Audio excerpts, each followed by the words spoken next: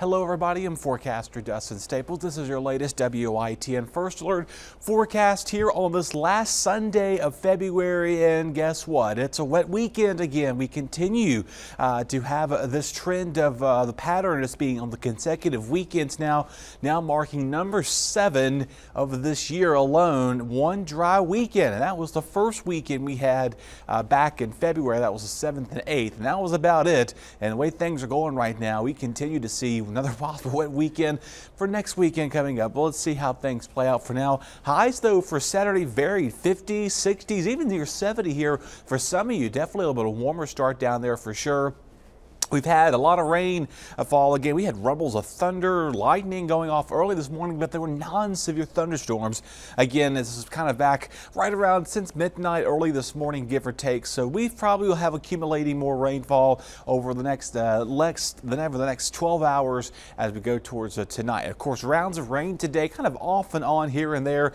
Tonight we'll see rain ends. We could see little snow wintry mix for some of you, and a windy and chilly start to the week here. The way things are going right now, it's looking to be pretty cool out the door as you make your way out for the next couple of mornings until midweek. We'll be seeing a warm up for sure. We got some more softball today there again. The games taken apart later on today. ECU there, the women's taking on again 12:30 and 2 of the ECU games, early on games as well. But regardless of that, let's bring the rain jacket there. Chilly out there. That wind is not going to be in anybody's favor. If you're heading to Durham today, of course, you got the ECU men's baseball there taking on UNC. Of course, they got that nice wind yesterday. That game is slated for 1 p.m. We do have a wind advisories issued here for coastal Carteret County. These will go into effect tonight through 7 p.m., 8 a.m. through Monday morning along the Outer Banks there. Again, that we can see winds staying 25, 35 miles an hour. And also we're watching for a little bit of some inundation flooding tonight and through Monday morning there along the sounds here for the Outer Banks too. Most inland locations should be okay to go. And because of that, there's also again some coastal flood advisories in play through Monday as well. Of course, we need the rain, and we're going to continue to get hopefully a little bit improved with this. Of course, the latest drought monitor this past week had an extreme drought there in northern Nash, Edgecombe County, Bertie, Halifax, Martin counties.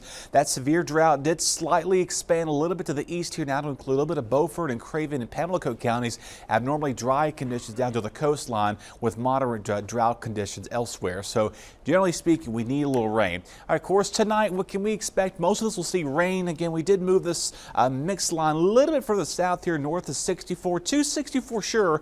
Don't expect to see a lot of snow making with this system. Unfortunately, it does not look like to be a major impact. Just kind of a more of a light mix at times this evening, but really most of us should stay snow free for the most part unless you're back towards the northern state line or Virginia.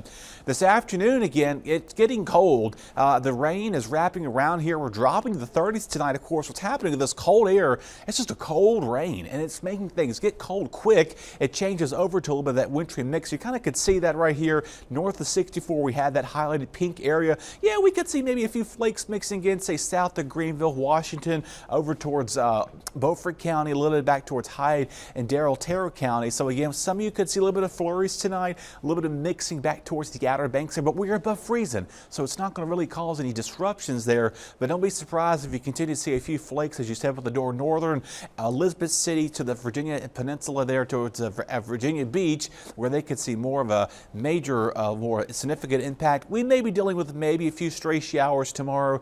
Most of us, again, are going to stay dry, but it's cold thanks to that wind out of the northeast here. Rainfall, though, from going forward into tonight, mostly a ½ inch to a ¼ inch of rain, a little bit higher amounts to the north. Here's your wind forecast. Sustained winds 20, 30, 40 mile an hour winds continue all through tomorrow. It is just going to be a breezy, sunny day at times with a few passing showers. Other than that, winds start to slightly relax a little bit into Tuesday, except for the coastline. We may see winds pick back up as we go back to Wednesday and Thursday. Your wind gust forecast here again here 20, 30, 40 mile an hour, and that's why those wind advisories for the Outer Banks are in place. Inland spots, no alerts for you yet, but let's see how things play out. Regardless of the wind gusts will start to die down later in the day Monday under 20 miles or less, so definitely something to keep in consideration.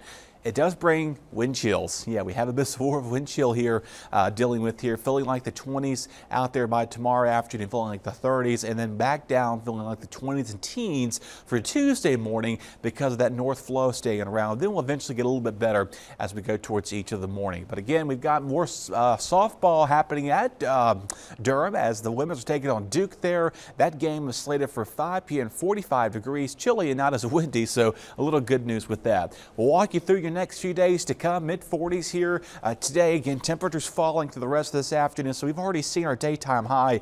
That was early on this morning here, and then mid-40s through Tuesday. 60s return for us here. Some of you may get close to 70 on Thursday there. We've got the Clark-LeClaire Classic coming back here as we wrap up this week and heading to the first Sunday in March there. Right now, the weekend looking dry, subject to change, but again, just a small chance of showers can be ruled out Sunday afternoon.